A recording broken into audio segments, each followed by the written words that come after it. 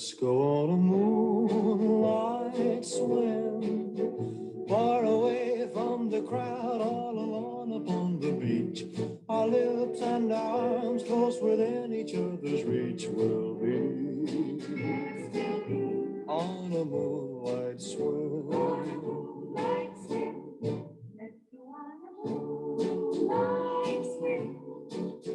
To the red we can race, and for just a little while, I'll sit and pretend that you're on the desert isle with me. On a moonlight swim. Though the air is cold, with kisses oh so sweet, I'll keep you warm, so very warm, from your head to your feet. Let's go on a moonlight swim. We're in love, and above there's a crazy gold balloon that sits winking down and inviting us to come on in. On the moonlight swim. Oh, the air is cold, with kisses oh so sweet. I'll keep you warm, so very warm, from your head to your feet. Let's go on a moonlight swim. We're in love, and above there's a crazy gold balloon that sits winking down and inviting us to come on in. On a moonlight swim. On a moonlight swim. On a moonlight swim.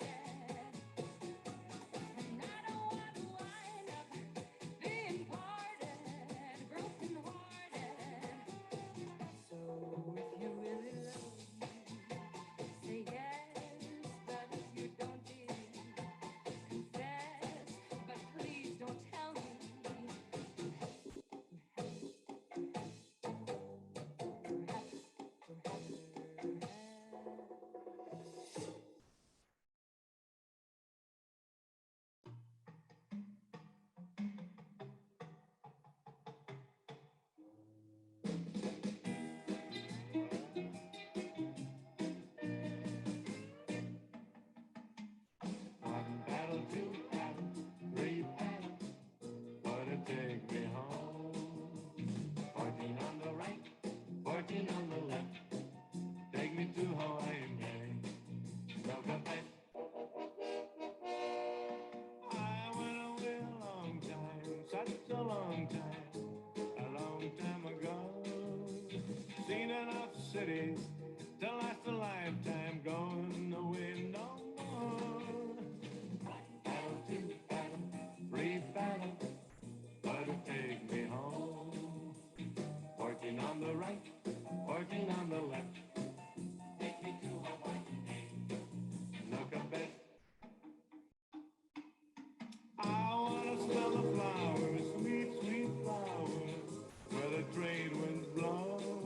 I've seen enough fences to last a lifetime, going away no more. Back to Hawaii shore, singing. One battle, two battle, three battle, or to take me home. Honky on the right, honky on the left, take me to Hawaii shore. Ain't gonna live there anymore. Never, never gonna stay. Take me to Hawaii.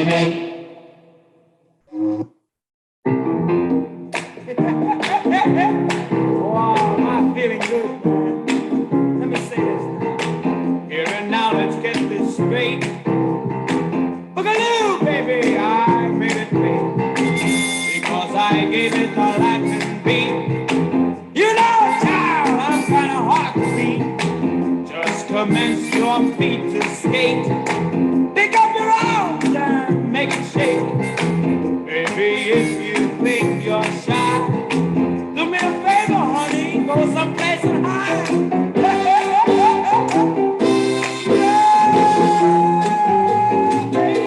I like it like that. You better believe me when I tell you. I said I like it like that. I'm Boogaloo, I made it big. I like it like that. I like it like that. I said I like it like that. And I want it like that. I like it like that. I got the soul. I got the feeling. I like it like that. I got the soul, baby, look at.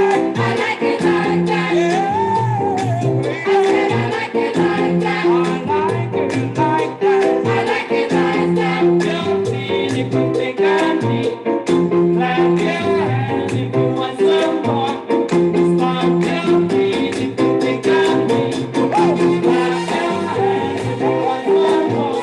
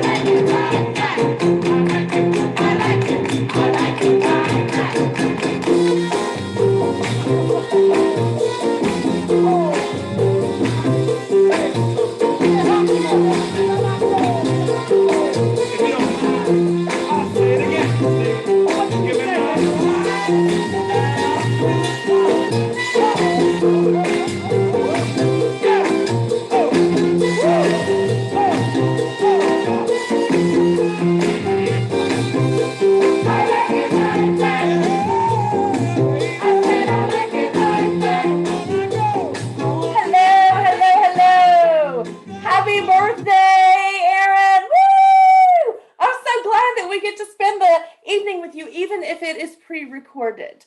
Welcome to our cocktail class in honor of Erin's birthday.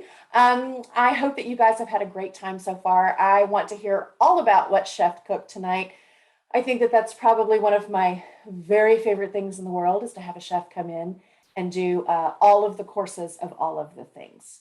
So we have some super fun cocktails that we are doing tonight. So as always, we are going to start with a cocktail because we're not savages, friends, okay? Nobody wants to talk about cocktails without actually sipping a cocktail. So we are going to start with the Paloma tonight.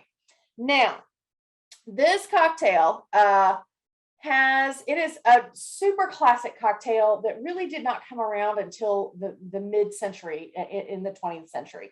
I'll give you the history behind it in just a second, but we're going to go ahead and start building for now. So this is going to get 1.5 ounces of Reposado tequila. And I am just using El Jimador because I love El Jimador for mixing tequila. As long as you're using 100% blue agave tequila, it really doesn't matter what brand you prefer. You are welcome to use whatever. We need to make sure that it is 100% blue agave and not a mixto, which would be like Jose Cuervo and some of the other ones. If it is a mixto, it only has to be 51% blue agave, and then it can have coloring and sugar and things that we don't really want in there. So 100% blue agave Reposado tequila. And then we are going to use 1.5 ounces of grapefruit juice, fresh grapefruit juice if you can find it, which I'm sure you can. It is Florida. I mean, I don't know, you do have citrus down there, right? Okay, and then we are using 1.5 ounces of our Gracious Grapefruit. Of course, I did not break that seal first. And our Gracious Grapefruit is a new release that we did in the fall of this past year. And we designed it to specifically go with really rich holiday food. We wanted it to be really delicious and pair nicely, but also clean enough to cut through all of those really rich flavors that you have, with the turkey and the stuffing and all the stuff. So, okay, we're going to use 1 ounce of our 3-herb Gracious Grapefruit, and it has sage and rosemary and thyme, and it also has charred grapefruit and charred lime and 100% organic cane sugar in it and some water, and then we let it steep. We char those grapefruits and limes on the griddle, and they are perfection. And then we steep all of it and then strain it, and it came out to be this really beautiful golden color, which we were very happy with. Okay, now we are going to add some ice into our shaker. Now here's the deal with ice in shakers. We are doing a few things when we shake a cocktail. We are chilling, of course, so that it's super cold when we strain it. We are diluting so that it takes some of the proof off of the alcohol, right? We're typically adding about 1/4 ounce of water. That's the melted ice into the cocktail. It's going to open it up. It's going to do really lovely things. And then we are aerating the cocktail when we shake it. And typically we shake with things that have a citrus juice base to them. Now you can shake anything you want to, but with the citruses, we specifically are opening those juices up and brightening them up inside. So we are going to do enough ice that it doesn't melt really quickly. And it's probably, I would say, like, let me see if I can't get this other camera angle down for you. Typically it's about, I don't know if you can see that, maybe 2/3 of the way, 1/2 to 2/3. There's definitely more ice than liquid in that shaker, right? Okay, this might blow your eardrums out for a minute. Just hang on.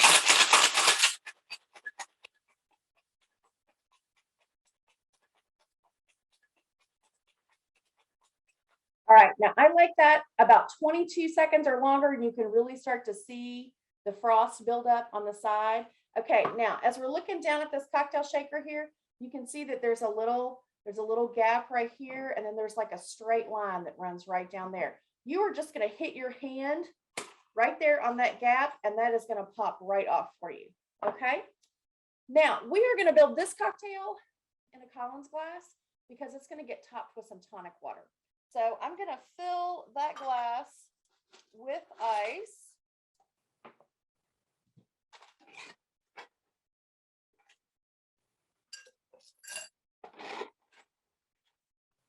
You can also what we call dirty pour. If you just want to pour all of the contents of the shaker into the glass, you're welcome to do that as well.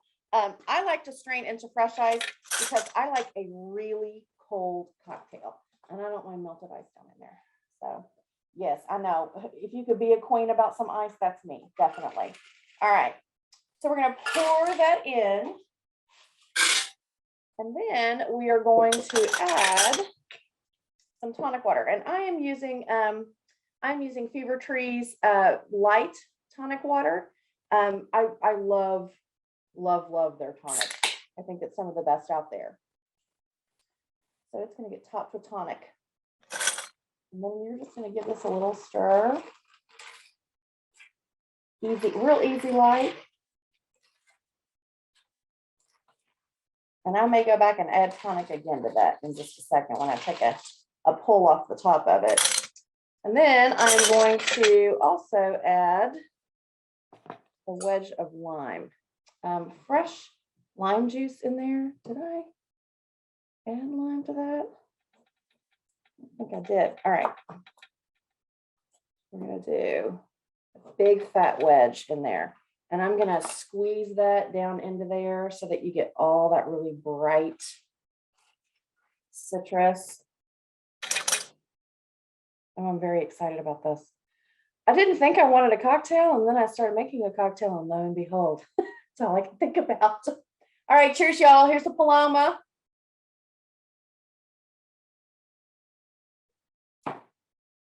That's easy like Sunday morning.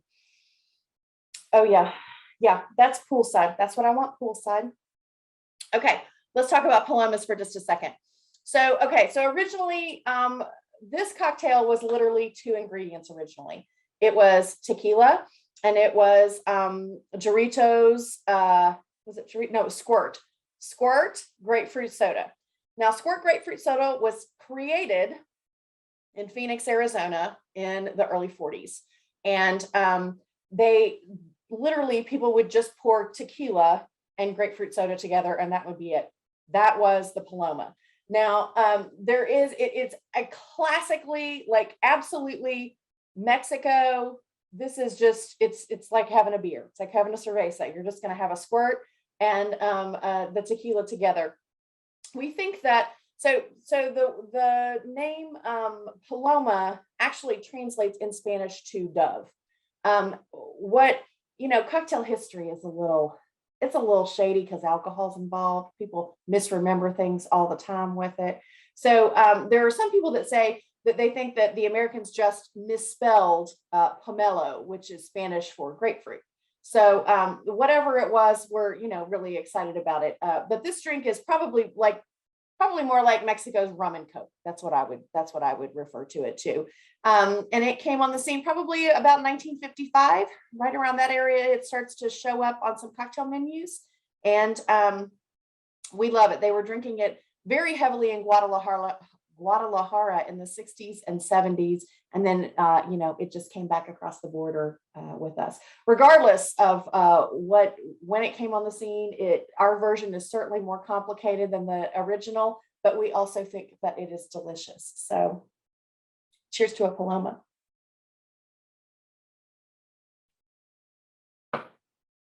Yes, that batch as well also.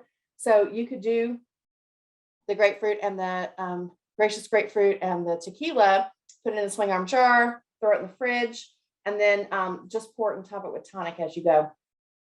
Absolutely one of my favorite poolside drinks. If you batch any of our cocktails, you are just going to take the ounces and turn that into a part. Okay, so if you wanted to do a quart of this, you would do 1.5 cups of tequila instead of 1.5 ounces. You could use anything could be a part. A quart could be a part. So it'd be 1.5 quarts. However big the batch is doing, you just call it a part. Now, if you are not going to shake that cocktail, we would recommend that you add a 1/4 part of water to the recipe. So for example, if you're making a quart of this cocktail and you're doing 1.5 cups of tequila, you would add 1/4 of a cup of water to that recipe. That would add for the dilution. That would serve as the dilution that happens when you actually shake a cocktail. So, all right, that could go in the fridge. Put it on your rotator, your rotating list this summer. Okay. All right. You guys drink your Paloma, and we are going to move on and talk for just a second about the tiki cocktail that's coming up next. You also feel free tonight. This is the beauty of having a pre-recorded video. You can just pause the video and take as long as you want between cocktails, and set up for the cocktail if you want to, and then push play, and we'll head right into the next one for you. Okay. It's so hard doing these because I don't get the interaction that I normally have with this crew. It's always so fun to have classes with Aaron and the crew. They have lots of opinions about things, which we love here. Okay. All right. I'm going to move straight into our Rose Island Punch. So go ahead and pause here. If you're not finished with your Palomas yet, you're also welcome to keep sipping as we go. All right. Tiki. We love tiki cocktails. Tiki cocktails were created as kind of a counterculture that happened in the United States. There is nothing, they're completely American, okay? They are flavors that were brought back to the United States after World War II, right? All of these tropical flavors of the pineapple and the rum and all of that came back from with folks from the war, and they brought those back. And then this whole culture of the surf culture, this island culture was kind of created, and then tiki was born. Typically, the recipes call for, they have some spice in them, some baking spices. That's kind of a standard entry-level thing into tiki. We've done some delicious tiki cocktail. I think we did. Did we do Mondo Trasho? I think we did the last time we were together, which is by far one of my favorite tiki cocktails.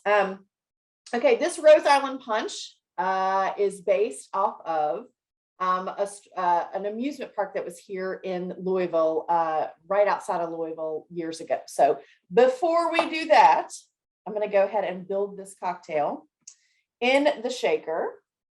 So this cocktail calls for, this has fun things in it. Okay, so in this cocktail, we're going to use citrus juice, and a citrus mix is literally equal parts lemon, lime, orange. It makes killer margaritas. It does beautiful in tiki. Clearly, I keep it batched in my fridge all the time because you never know. It's also like a sour mix. You could use it like a sweet and sour mix anytime. So this gets 1 ounce of citrus mix, and it's going to give this cocktail all of the brightness that you really want it to have. And then it is going to get 1 ounce of 7 syrup. And our 7 syrup has 7 different baking spices in it and 3 different sugars. It has cinnamon and nutmeg and clove and star anise and fresh ginger, cardamom, allspice. I'm forgetting some. That's okay. And then our 3 sugars are organic cane sugar and a brown sugar, and then a piloncillo sugar. And a piloncillo sugar is made in Mexico, and it is a sugar that has a lot of the molasses still in it, but has been dehydrated. So they come in cone shapes typically, and then we add those to our 7 syrup mix, and they melt in the sugar. That steeps for 2 days. All of those ingredients go together. That entire thing steeps for 2 days, and then we strain it. We double strain it and heat it back up, and then bottle it. So this was our flagship syrup that was created. It was originally created as a pumpkin spice liqueur. I started playing around with this about 5 years ago and created a liqueur out of it. And then realized as I was in it that it didn't really want to have liquor in it. It just wanted to be a syrup. And at that point, it leveled up. And we started to do old fashions with it. You will not have a better old fashioned than with that 7 syrup. The happy part of it was that it also does beautiful tiki cocktails. So, all right. 1 1/2 ounces of dark rum. I am just using Cruzan. Their aged dark rum. I'm a big Cruzan fan. I love really their whole product line, and saw the distillery when I was in St. Croix years ago. And it was, they do lovely rums, especially for the price point. It's getting a little hard to find rum right now. I'm not real sure what's going on with production. several of the liquor stores that I was at recently were out of rum, and I was like, I did some off brands that I don't normally do because they were in stock. So this cocktail is actually on the Kentucky Derby festivals. This is one of the Derby punches that we collaborated with Four Roses this year on this. So it is a Four Roses Rose Island punch, which is super fun. All right, next ingredient is 1.5 ounces of bourbon or brandy. I am going to use brandy today because I really like this, how smooth it is, the brandy in this cocktail. The bourbon, sometimes it instead of kissing you on the cheek, it punches you in the mouth, which is not bad, but it's a bigger cocktail with bourbon for sure. So I am doing 1.5 ounces of brandy. That's going to go in there. And then I am just going to do 2 shakes of either aromatic bitters or tiki bitters. And I happen to have some Bitterman's tiki bitters here. And I'm going to do a couple squirts in there.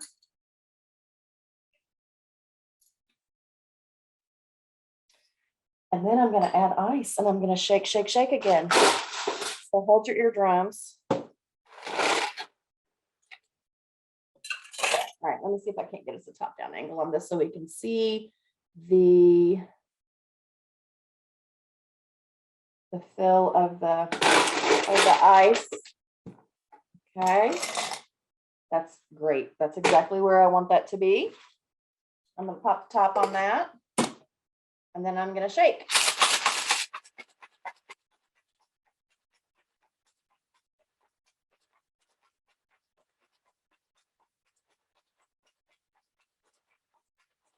All right, back down. We see the space here. We see the straight line right here, the closed part in the back. I'm just hitting the open side, and it should, right, in theory, pop right open. Okay, now for this one, I am going to do a dirty dump on this because it has plenty of good ice in there. No Ice Queen on this one, right? All right. This gets a garnish of an orange and cherry flag. So I am just going to take the vegetable peeler on this. I'm going to pull straight down on that, get a nice big chunk of orange peel out of that. And then I am going to get my Amarena cherries out, which are way better than maraschino cherries. Those maraschino cherries, those are gross. I'm not real sure who thought those were a good idea ever, but they are not. So I'm going to take this and I'm going to wrap that orange right around that. And then I'm going to stick a pick through that.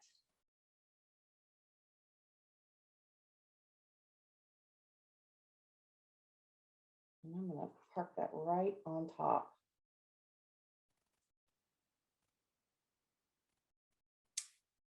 And there we go.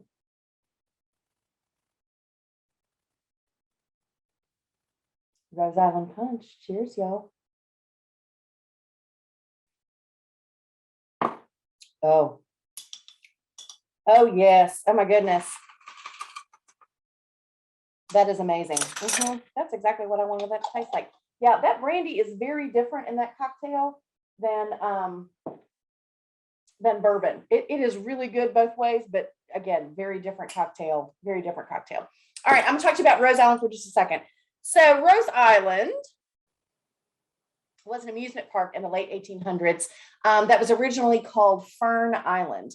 And the Ohio River, if you don't know, runs through Louisville, Kentucky. And Rose Island is actually a little north east of the city, about between 6 and 10 miles northeast of the city on the river, on the Indiana side, actually.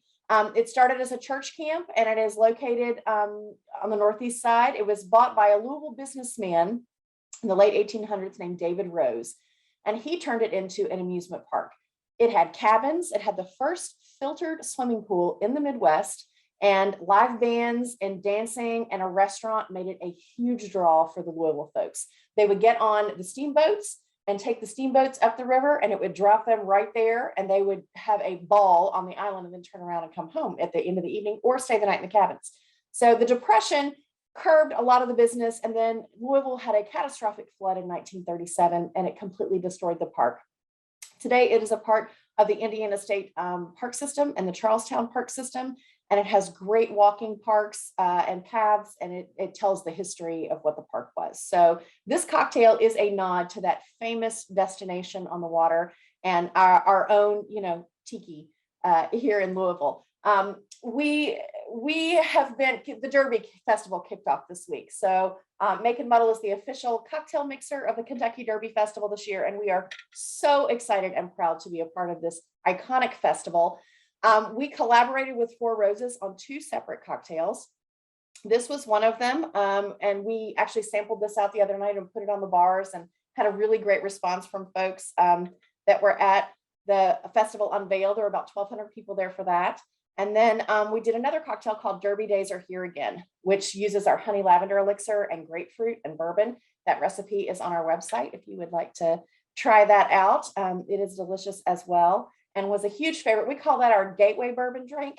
So if you're not a big bourbon drinker, I can't tell you how many people we had at the table like, this doesn't even taste like, I don't like bourbon and I love this cocktail. So we were like, all right, that's job done, mission accomplished. So you can definitely find those recipes on our website. All right, so here we are. What do you guys think? How is it? Is it all your tiki dreams realized in this cocktail? That citrus mix, it just balances things out.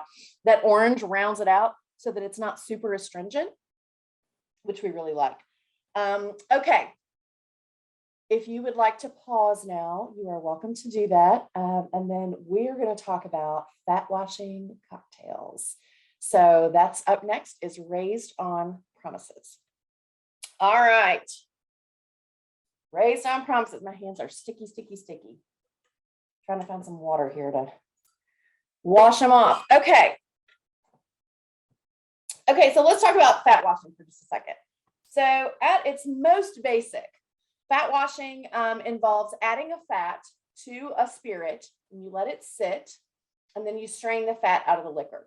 So the process for that, like if you were going to bacon wash, fat wash a rye or a whiskey, you would add bacon grease to the spirit. You would shake the spirit up.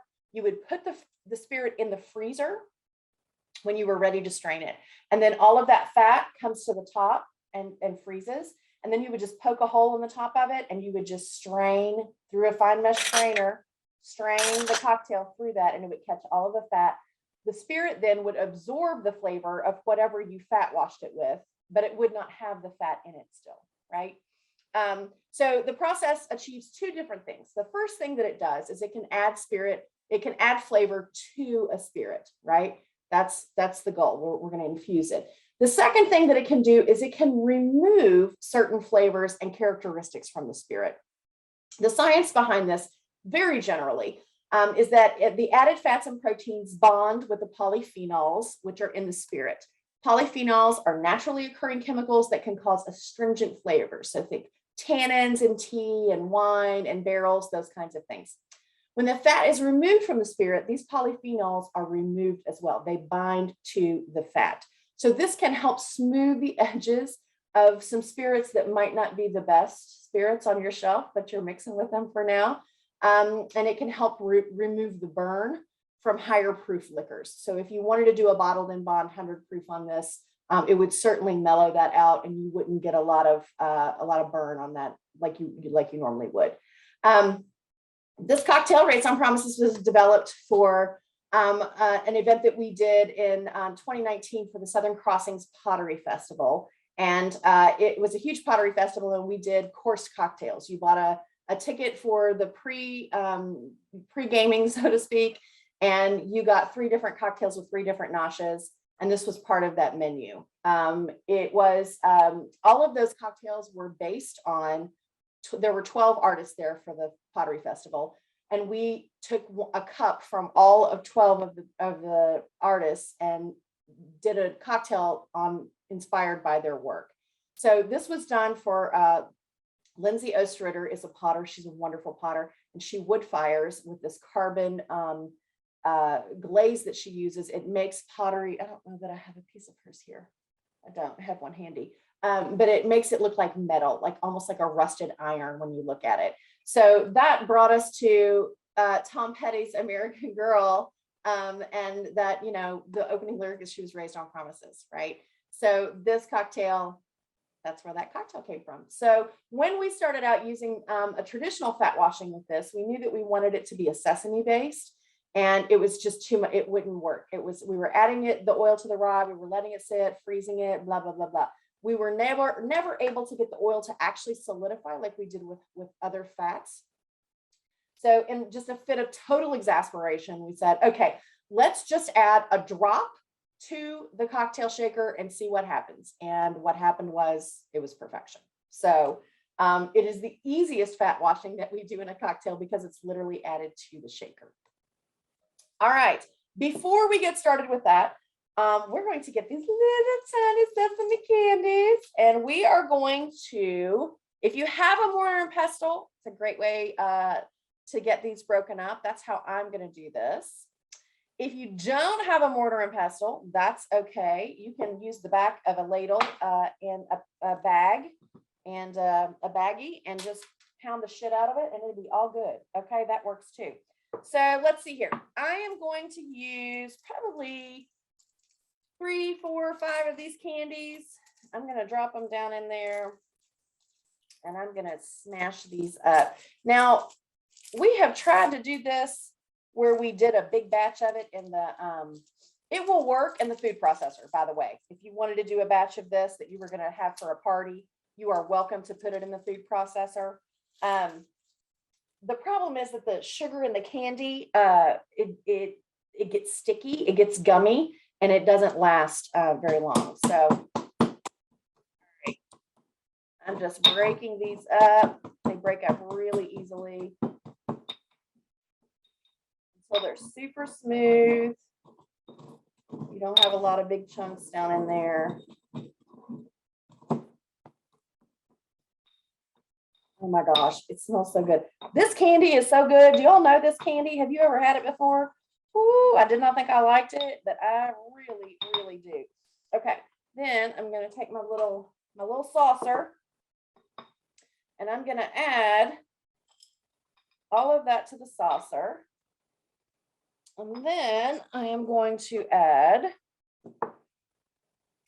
just about a teaspoon, big pinch of salt to that.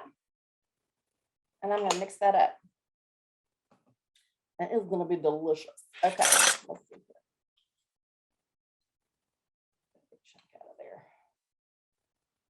And then we're going to do the rim of our glass.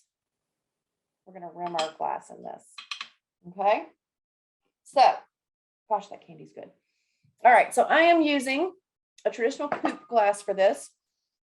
I did not bring any lemons in with me, so I'm just going to use a lime to do that.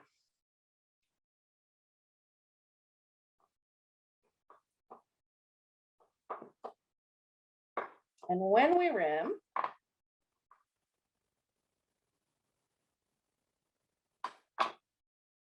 we're just going to take this and slide it right around the edge and just go all the way around. Okay. And then while that's wet from the citrus, I'm going to push it down in the rim mix to make sure that it coats that rim so that every time I go down for a drink of that, I'm going to get that rim, that really delicious, salty, sweet sesame. Okay. That was step number 1. All right, next step. This is going to go into a cocktail shaker, and we are going to do 2 ounces of rye whiskey. I am using Elijah Craig today. I'm a big fan of Elijah Craig in general. This is a 94 proof whiskey, and it is it's nice. I'm a fan. How about that? 2 ounces of rye whiskey. Going down into the shaker.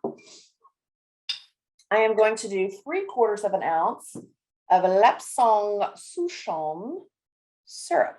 And the Lapsang Souchong is literally just tea and you just make a simple syrup and steep tea in it. So it's a cup of sugar and a cup of water and about 4 heaping teaspoons of tea. I bring the water and the sugar to a boil, let it dissolve completely, remove it from the heat, add the 4 heaping teaspoons of tea to it and cover it and let it steep for maybe about an hour.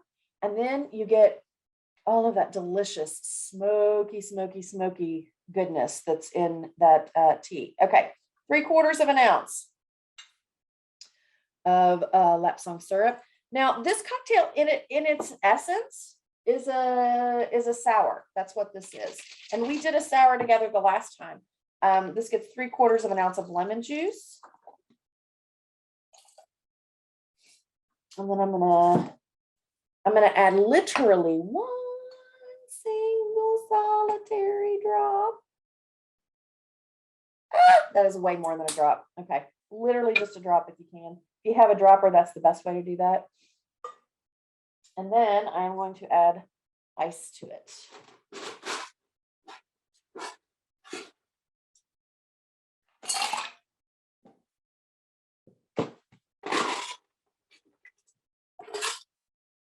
Okay, now for this cocktail, I am going to double strain this cocktail when it's ready to go into the glass. I'm going to use my traditional Hawthorne strainer, which is just a basic cocktail strainer with a spring that goes around. It'll fit down on top of your cocktail shakers. And then I'm also going to strain it through a conical cone fine mesh strainer so that I catch all of the fat particles from that sesame oil and anything else that I don't want in my cocktail. I just want it to be super smooth. All right, there we go. Shake, shake, shake.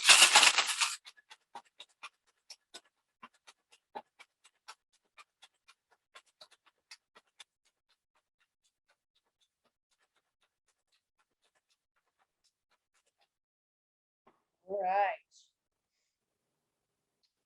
Let's see here.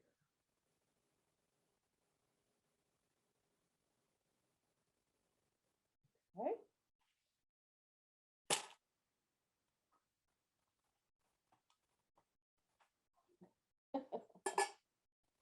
Oh my God, it smells so good. Gosh, this cocktail is really specific. We have put it on a couple of cocktail menus for bars. And the people who love it, love it. The people who don't love it, hate it. Like there's no like, it's all right. No, people you either love it or hate it. There's no in between. So I am going to strain this cocktail. Come on, I just told you I was going to double strain it, didn't I? Come on, Jen. All right, I'm double straining.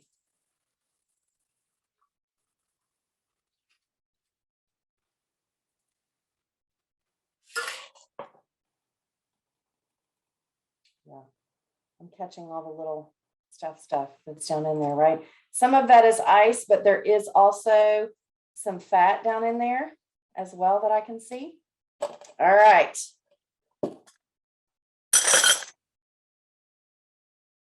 There it is, raised on promises. Cheers, y'all.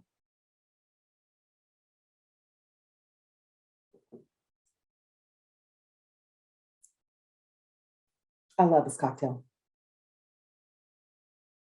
That smoke, it tastes like smoke. It's the sesame oil gives it that, well, the smoke from the lapsang plus the sesame oil, it just gives it this really beautiful, almost exotic flavor to it, but still totally accessible, right? It's a sour. It's familiar. We know what that is. We know what a whiskey sour is. It's just a dressed up version of that. And we really like that. Other things that we have fat washed, we have a brown butter fat washed rum.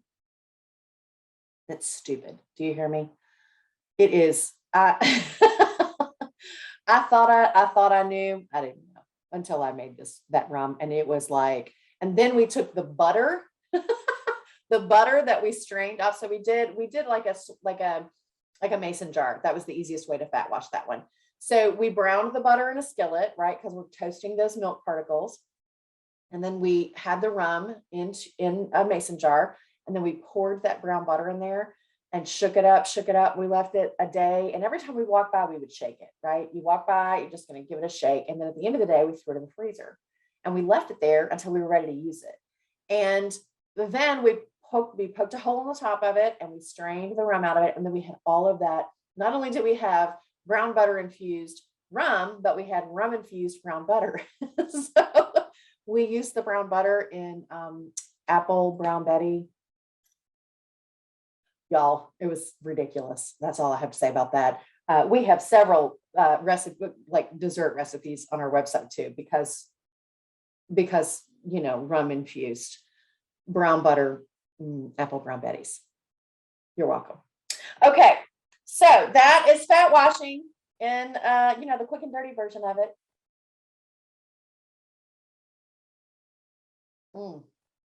I'm interested to hear what you guys think about this one. It is different. Love these little guys. You can find them on Amazon if you can't find them in town. And then you can also, you can try to keep this for a couple days. Put it in a deli container, make sure it's airtight, or in a baggie. And do some more cocktails with it. It won't last more than a few times, but it's pretty yummy. Do not spoon it in your mouth. I mean, you can if you want to. We may or may not have done that once or twice at the end of a night when we've had an event and we haven't eaten. We just sit with a spoon with the sesame rim because we're starving. And, sometimes that's how it goes. That's how an event goes down. So, all right. As always, I just appreciate you all so much taking the time out and making some cocktails with us. Absolutely love it. Love to do virtual stuff and in person. My God. The Derby Festival kickoff on Wednesday, like people were so excited to be out in public and had all of their best clothes on. And I mean, it was electric in the air. People are so ready to be back out amongst the throngs. So we're really looking forward to a great season with KDF. We have lots of events coming up. So if you're in town for Derby, please be sure to let us know. We are going to be at all of the ticketed events and also down at the river, handing out swag, being brand ambassadors. Our product will be on all of the bars. The 2 punches that I mentioned tonight will also be on all of the bars at all of those events. So if you need any of that, let us know. We'd be glad to send you some product so you can make them at home. All right. Happy birthday, Erin. Hope you had a great time. Thanks so much for including us in your celebration today. Really looking forward to talking and seeing you again soon. You guys have a great night. Cheers, y'all.